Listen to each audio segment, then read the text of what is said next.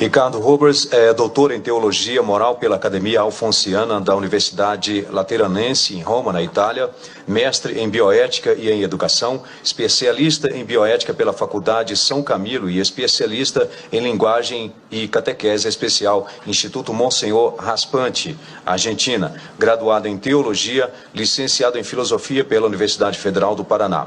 Dom José Eduardo de Oliveira e Silva é licenciado em Filosofia pelo Centro Universitário Assunção e doutorado em Teologia pela Pontifícia Universidade de Santa Cruz, em Roma.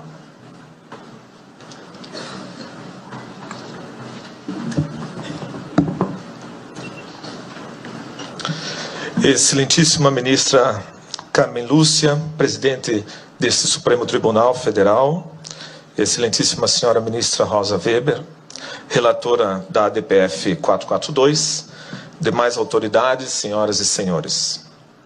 Eu quero iniciar com um ato de agradecimento à senhora excelentíssima ministra Rosa Weber, que no primeiro dia e hoje também desta audiência, a senhora reconheceu que trata-se de um tema jurídico delicado, sensível, altamente polêmico, enquanto envolve razões de ordem ética, moral e religiosa.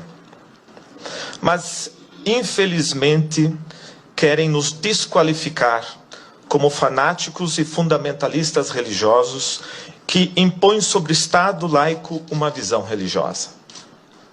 Onde está o fundamentalismo religioso em aderir aos dados da ciência que comprova o início da vida desde a concepção? Onde está o fanatismo religioso em acreditar que todo atentado contra a vida humana é um crime?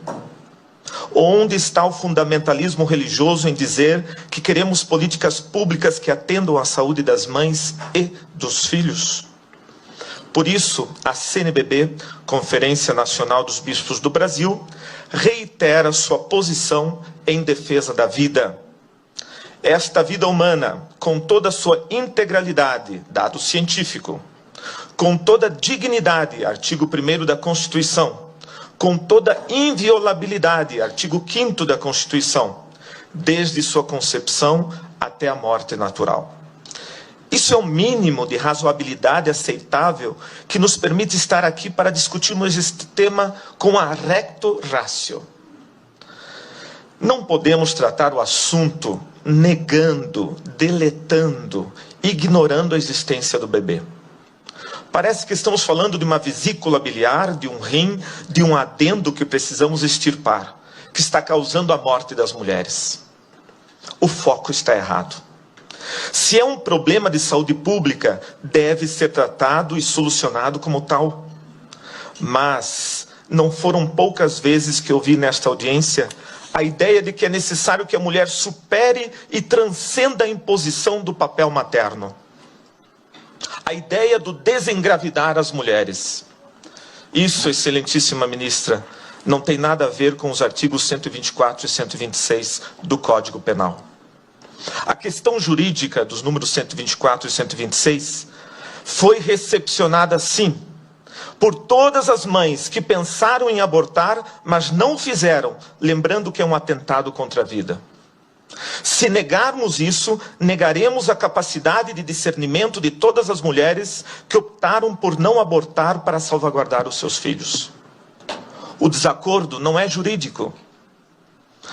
Desabilitando os já referidos números do Código Penal, este Supremo Tribunal Federal estaria desacreditando na consciência reta que tutela a vida mais frágil e inocente que é a vida do bebê. O problema é que ninguém quer nominar esse inocente. Ele está apagado, deletado dos nossos discursos para justificar esse intento em nome da autonomia e liberdade da mulher. Mas a criança em desenvolvimento, na 12ª semana, é uma pessoa, uma existência, um indivíduo real, único, irrepetível. E provavelmente, naquele momento, a mãe já escolheu o nome para o seu filho. Se é uma questão de saúde, e a palavra saúde vem de salus, do latim, significa salvar, a lei teria que proteger a mãe e o filho proporcionalmente.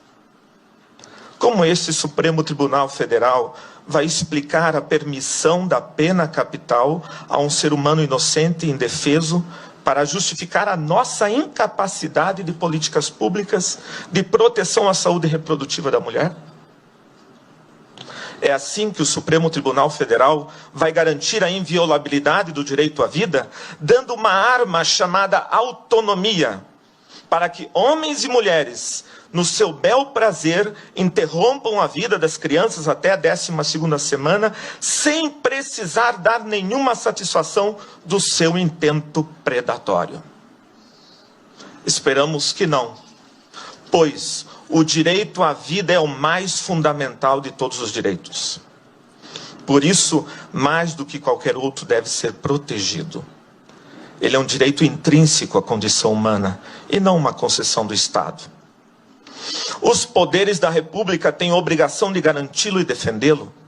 E não compete a nenhuma autoridade pública reconhecer seletivamente o direito à vida, assegurando a alguns e negando a outros.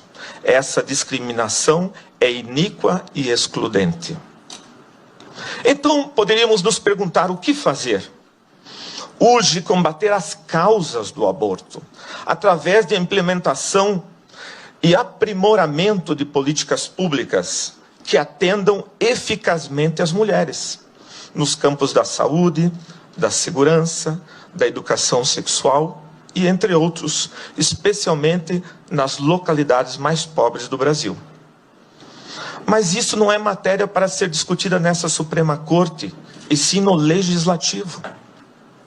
Em todo caso, eu convido a senhora, excelentíssima ministra Rosa Weber, que antes de tomar sua decisão, conheça pessoalmente ao menos uma das casas pró-vida que começam a se espalhar pelo Brasil. Nelas, a senhora não vai encontrar só mulheres que recepcionaram os números 124 e 126 do Código Penal, mas também encontrará os seus filhos, que elas não abortaram, dizendo: obrigado, porque vocês me deixaram viver. A senhora poderá mostrar ao mundo que nenhuma sociedade democrática está condenada e obrigada a legalizar o aborto por pressões externas. Poderá mostrar que nosso país não se rebaixa para interesses estrangeiros sobre a nossa soberania. Nós também somos capazes de produzir projetos sociais alternativos para ajudar as mães a gerar e cuidar dos seus filhos. Essas iniciativas já estão demonstrando que é muito mais eficaz, menos oneroso ao Estado e altamente salutar às mães. Porque é muito pior dar um trauma a mais a esse drama pelo resto de suas vidas. É uma pena que o Estado e muitas instituições ficaram tão obcecados e limitados com a estreita visão do aborto e da sua legalização, que se pensássemos o uso dessas verbas para projetos alternativos de cuidado e acompanhamento, de casas de acolhida, hoje estaríamos com uma visão diferenciada. Algumas destas casas, Casa Pró-Vida Mãe Imaculada em Curitiba, Casa Luz em Fortaleza, Casa Mater Rainha da Paz em Canoinhas, Associação Guadalupe em São José dos Campos e muitas outras que eu passei a lista. Nós estamos aqui porque fazemos parte da maioria dos brasileiros que são movidos sim pela fé em Deus, mas também pelo cuidado e defesa da vida. Por essa fé não medimos esforços nos gestos de verdadeira solidariedade, justiça e fraternidade. Pedimos como CNBB que essa Suprema Corte não permita a descriminalização do atentado contra a vida nascente. Em nome de muitas mulheres que infelizmente morreram por causa do aborto, aqui foram lembrados no último dia, são perdas irreparáveis. Mas nesse momento, a minha homenagem é para as crianças que morreram com suas mães. E que não sabemos os seus nomes, mas com certeza suas mães já o sabiam. Essas crianças anônimas, que a sociedade não tem coragem de nominá-las, e as esconde nos seus discursos e retóricas, como se não existissem, elas existiram e existem. Nenhuma sã consciência pode negar isso. Excelentíssima ministra Rosa Weber, um dia o grito silencioso desses inocentes calará fundo, pois a nossa nação, pátria amada, mãe gentil, sentirá falta da alegria e do sorriso desses filhos que ela não deixou nascer. Permita-nos continuar cantando dos filhos deste solo és mãe gentil, pátria amada Brasil. Obrigada, Dom Ricardo Rotter.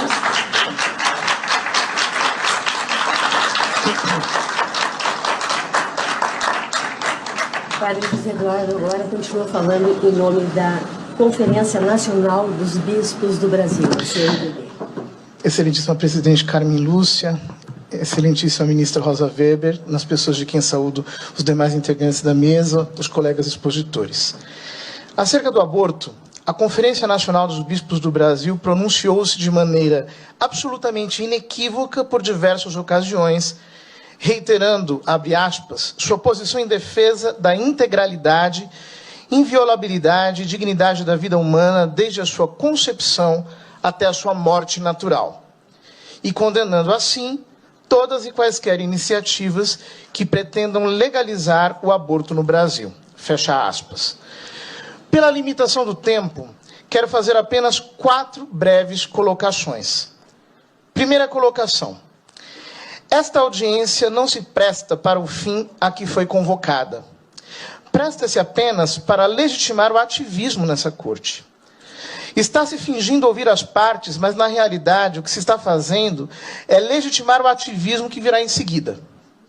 A prova disso é que os que defendem o reconhecimento do aborto como direito tiveram bem mais do que o dobro do tempo e bem mais do que o dobro de representantes do que os que defendem a posição contrária.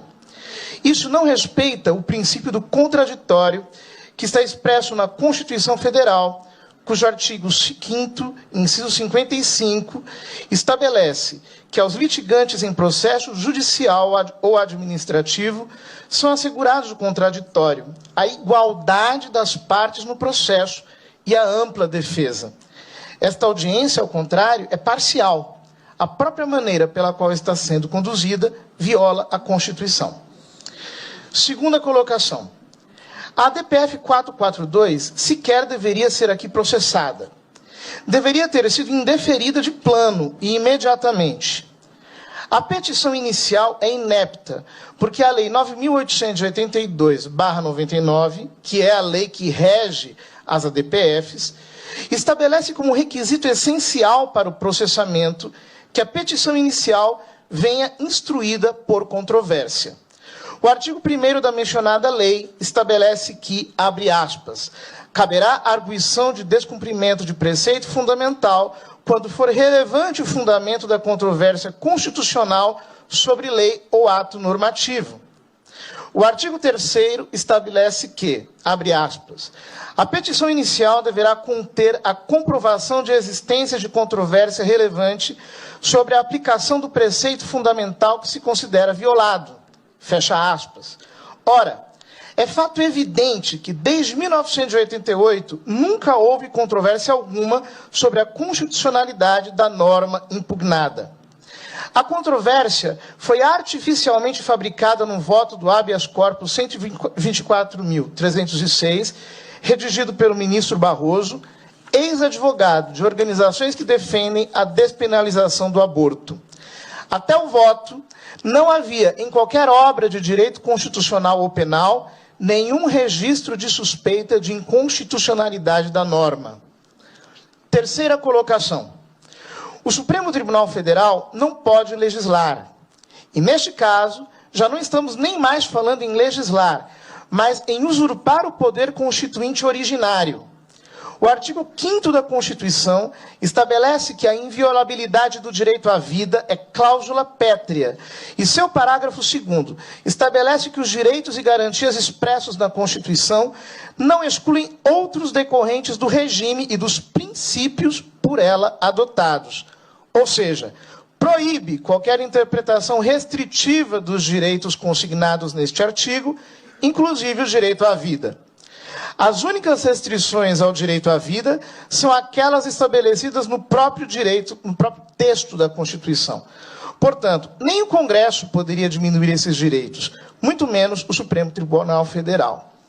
Por esses motivos, tanto esta audiência pública quanto este processo não são legítimos. Quarta colocação. A Comissão Episcopal da Pastoral Familiar da CNBB, em artigo publicado na última sexta-feira, analisou os discordantes números aqui apresentados sobre as estatísticas do aborto.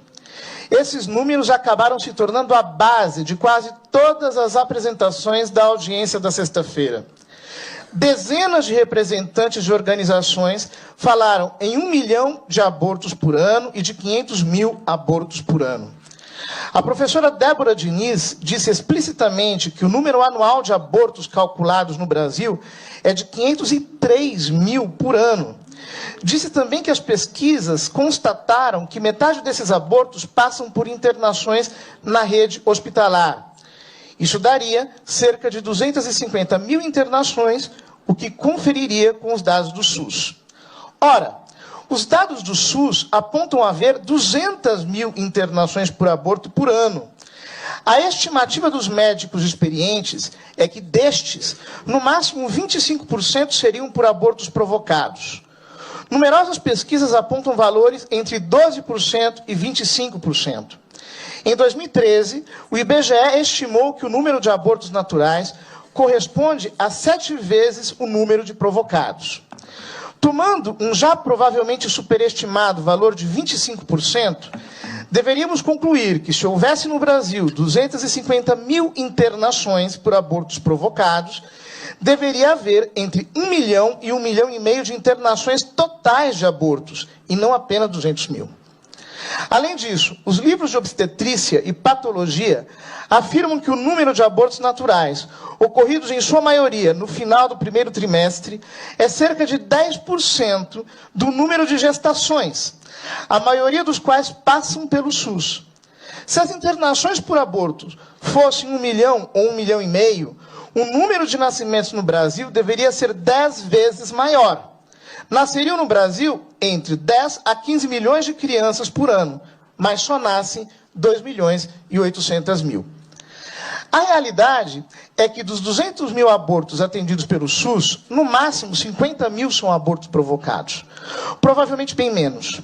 Então, no máximo, há 100 mil abortos provocados por ano no Brasil.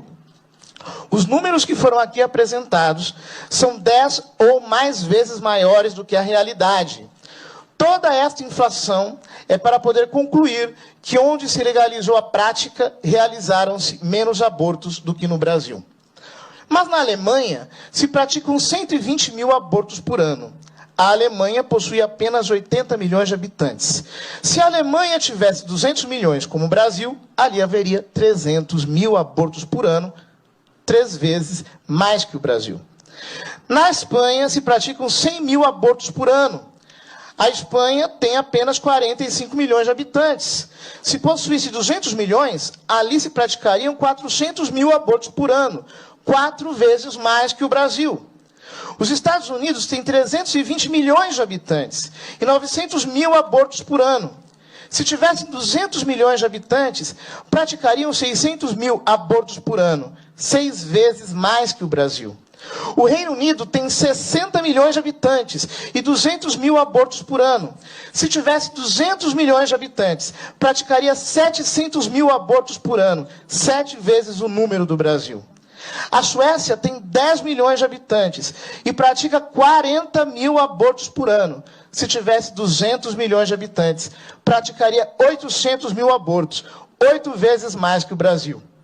A Romênia, de que tanto se falou aqui, possui 20 milhões de habitantes e pratica 90 mil abortos por ano.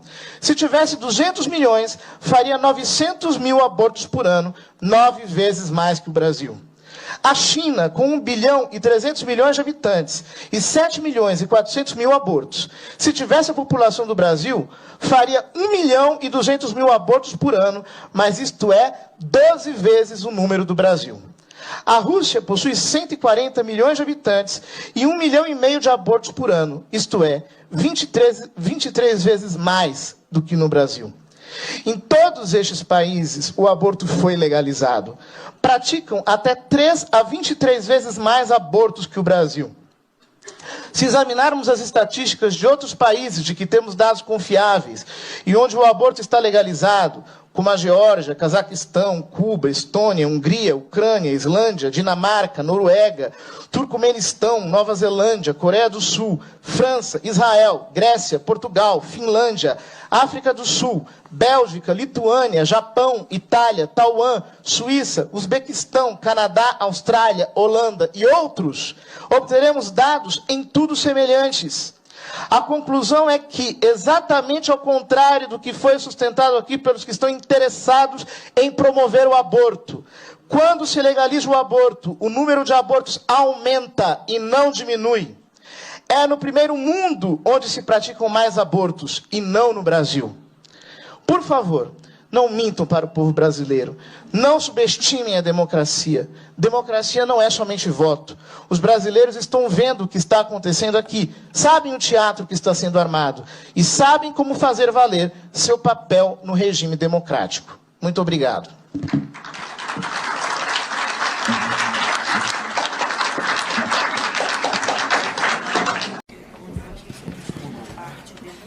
Bom dia a todos. Bom dia, senador Capiberibe, que saudando a ele, saúdo todos os senadores, especialmente o senador Paim, Magno Malta, que nos agraciaram com o convite de estar aqui, e a todos os componentes da mesa.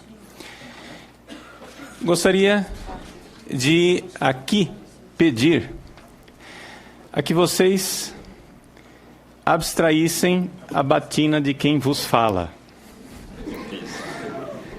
Eu estou aqui como um cidadão brasileiro, estou aqui não para ler catecismo, não para ler a Bíblia, mas para argumentar racionalmente, como todos nós, seres humanos racionais e cidadãos, temos o direito de argumentar, né, pelo bem e pelo futuro do nosso país. Muito bem. Como dizia Hilar Belloc, os livros que mudaram a humanidade, eles geralmente não são muito conhecidos, pelo menos não fizeram grande sucesso, né, editorial, pelo menos a grande maioria dos livros. Há exceções, como a Bíblia, por exemplo, mas a maior parte dos livros que mudaram a nossa vida não são conhecidos pelo grande público. Eu gostaria de acrescentar aqui algumas notas de rodapé, para a gente entender o que é que está acontecendo com o mundo. Porque o mundo até a década de 60 era um mundo totalmente contrário ao aborto. De repente, na década de 60, eclode, né, essa vontade de legalizar o aborto. Por que é que isso aconteceu? Isso aconteceu por acaso, né?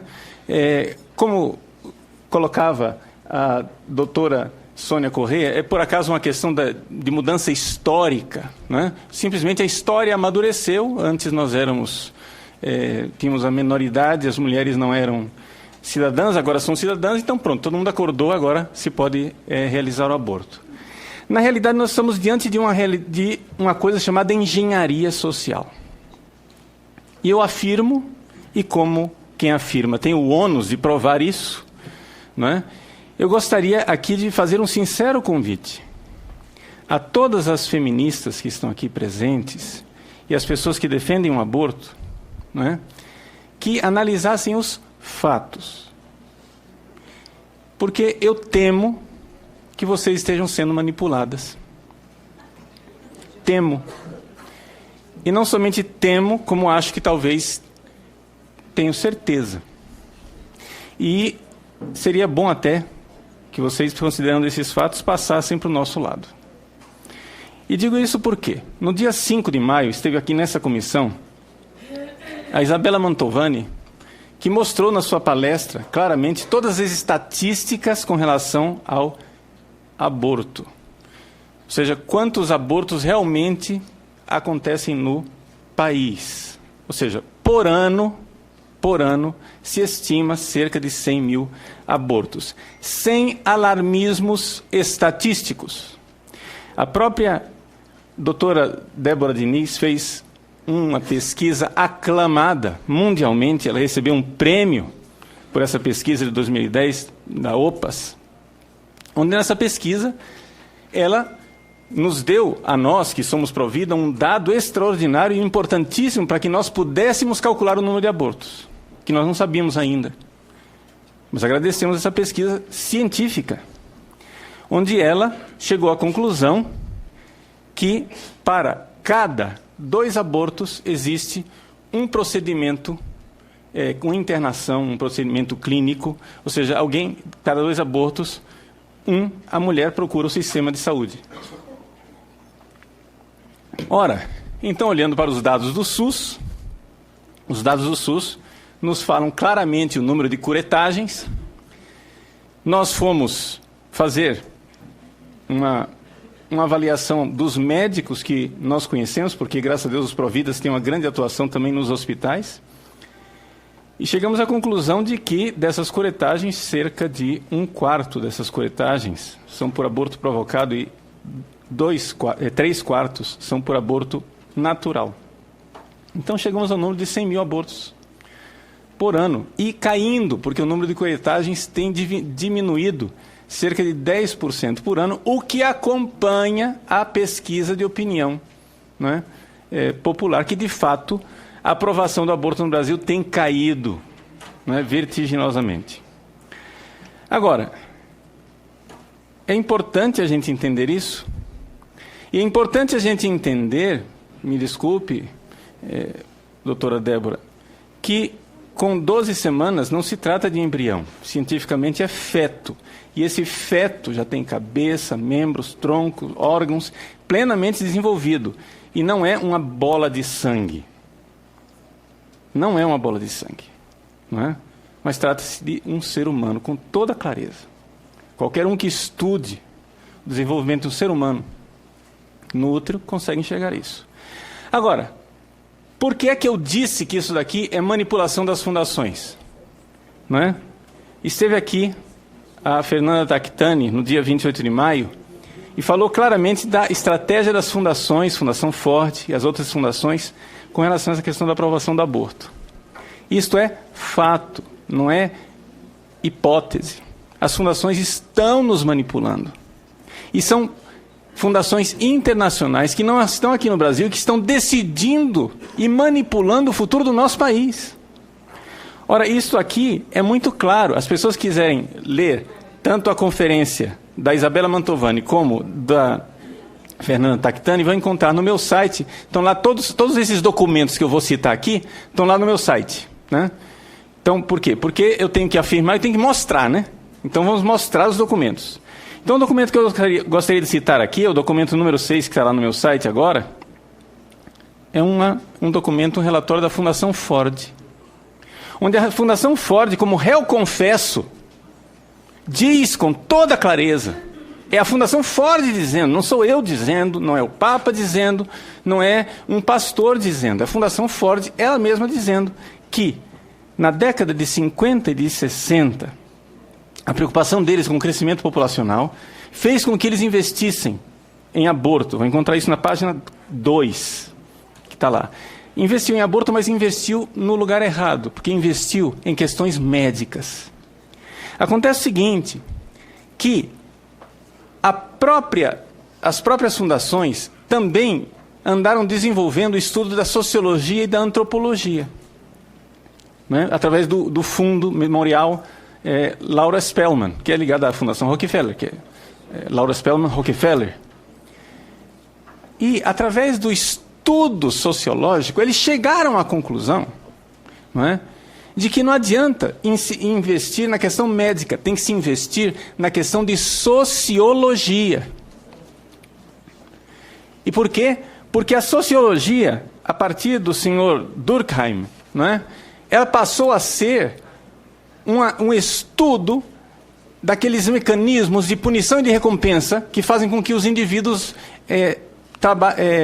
se comportem na sociedade. Então, os sociólogos começaram a achar que é através desse sistema de recompensas, não é, e de punições que as pessoas são manipuladas. Então, para esses sociólogos, principalmente o Sr. Kingsley Davis, que foi professor da Adrienne Germain, que foi quem trouxe tudo isso para dentro da Fundação Ford, e da Rockefeller, do Conselho Populacional. Bom, através desses sociólogos, eles chegaram à conclusão: não adianta. O indivíduo, ele não escolhe como ele se comporta. É a sociedade, é a estrutura da sociedade que modela o comportamento do indivíduo. Então, vamos mudar a sociedade. Então, a própria Fundação Ford diz nesse relatório deles claramente como eles começaram a investir e focalizar para mudar o comportamento das pessoas, não é? Então, trata-se de verdadeira manipulação e engenharia social, ou seja, nós estamos sendo feitos de bobos por essas fundações. Por quê? Porque eles dizem que a sociedade estrutura o comportamento das pessoas e que nós somos vítimas. Nós temos que aceitar o que a sociedade na sua estrutura nos impõe, exceto eles, né?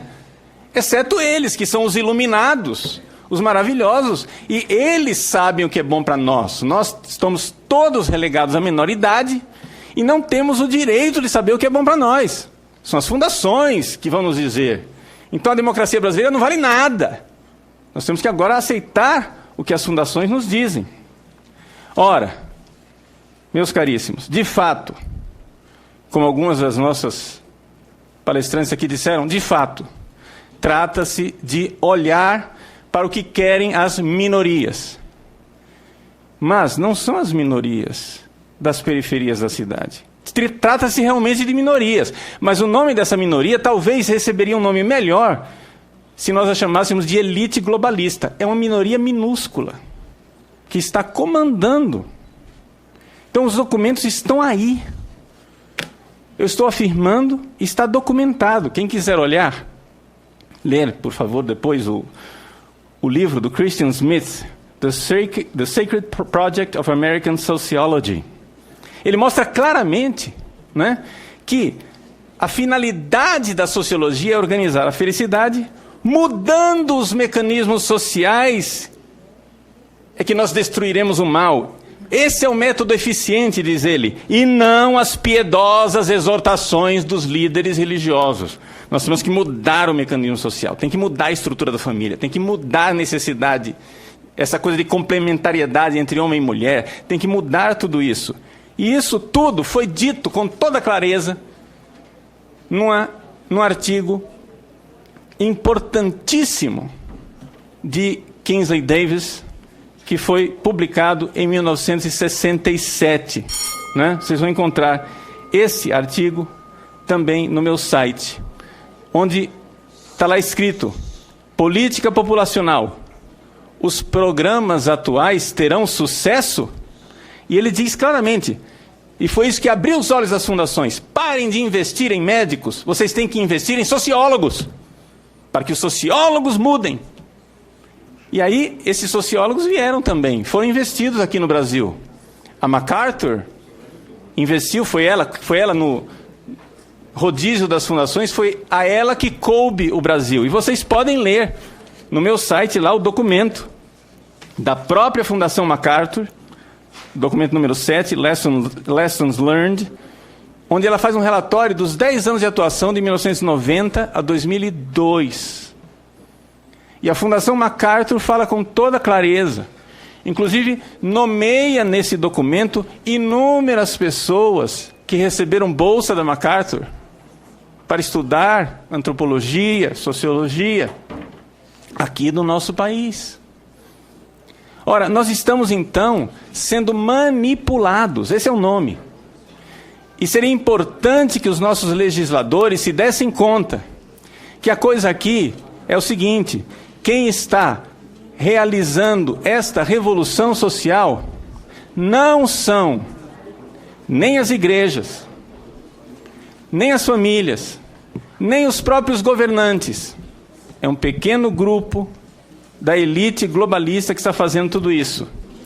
E para finalizar, a própria fundadora das católicas pelo direito de decidir, Frances Kissling, ela se pergunta, e nessa longa entrevista que ela deu sobre a vida dela, está lá também no meu site o documento, ela se pergunta: eu sempre perguntei para essas fundações, Mas será que nós estamos sendo manipulados? Eu perguntava para eles, mas escuta, e se por acaso parar o crescimento populacional? Vocês vão parar de investir no direito das mulheres? E eles nunca responderam, eles sempre responderam com uma evasiva. Isso, Frances Kissling, fundadora das Católicas pelo Direito de Decidir. E ela ficou nessa dúvida, será que nós estamos sendo manipuladas? Pois bem, eu gostaria de responder à senhora Kissling. Vocês estão sendo manipuladas. Basta ler os relatórios das fundações internacionais. Eu não estou citando catecismo, eu não estou citando Bíblia, eu estou citando documentos públicos e notórios, e não me venham com esse nhenhenhê de laicidade do Estado, porque isso é maracutaia. Muito obrigado. Muito obrigado. Muito obrigado.